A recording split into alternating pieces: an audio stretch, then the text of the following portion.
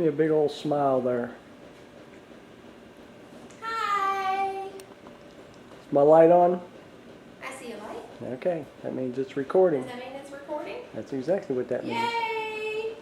Now I'm on.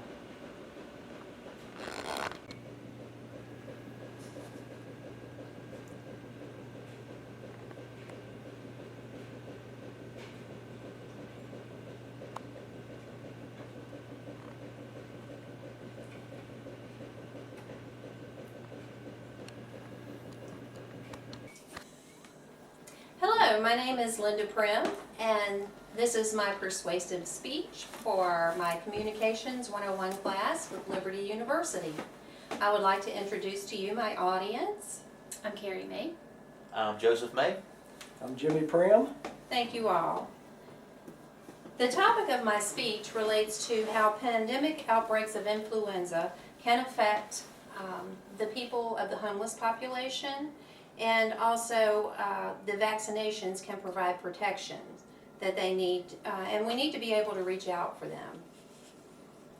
On any given night in the United States, there's approximately 610,000 homeless people out in the United States alone. A third of this population is families. These are pregnant women, children, and youth. This is the fastest growing subgroup of the homeless population. There are 3 points that I want to discuss during this speech, and that the first point is the homeless population and how a pandemic outbreak of influenza can affect them. The second point being key notes about influenza, and then the third point being a global action plan and what we can do as Christians to influence the homeless population. As I pointed out before, the first point is relates to the homeless population and the risk of how flu vaccines can protect them from illness and death. With the homeless population, 3 to 6 times they are 3 to 6 times more likely to become ill, and many of them die at a very young age due to illness and disease. And usually this is from living conditions that are often dirty. They are often in overcrowded shelters, and it's also poor nutrition, and they are oftentimes exposed to physical, emotional, and sexual abuse.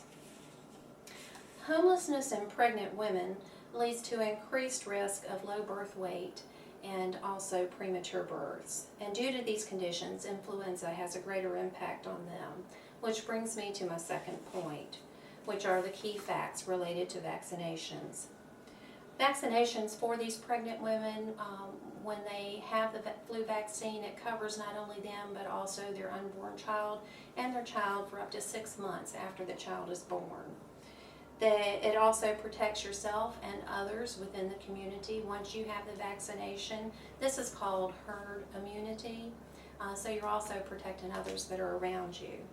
Flu vaccines can reduce the risk and death of serious illness. They also are associated with a lower risk of cardiac disease. And then the third point relates to the Global Action Plan and how God can use Christians to influence and glorify His kingdom. Some of the solutions that can improve the vaccination rates with the homeless population include advertisement of free clinics, and this can be done through posters, through signs and social media. We also have a picture of a mobile vaccination clinic over here, and they can go out into the community and provide flu vaccines. Another solution is making the healthcare facilities homeless friendly, so that the homeless do not feel intimidated when they go into these vaccination clinics. And then also improving access to vaccines through shelters and prisons. And then the last one is to encourage our government representatives to become engaged in a global action plan with other countries. This global action plan supports research, and it also supports increasing production of flu vaccines. So to summarize all of this, the first point was related to homeless population and how a pandemic outbreak can affect them.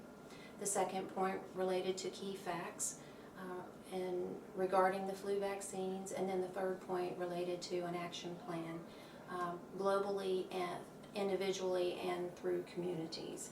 Philippians 2:4 states, "Let each of you look not only to his own interest, but to the interest of others." And I would like to encourage each of you to go out into the community, become engaged, and by offering support and education to those that are less fortunate, allow others to see God's love in you. And thank you.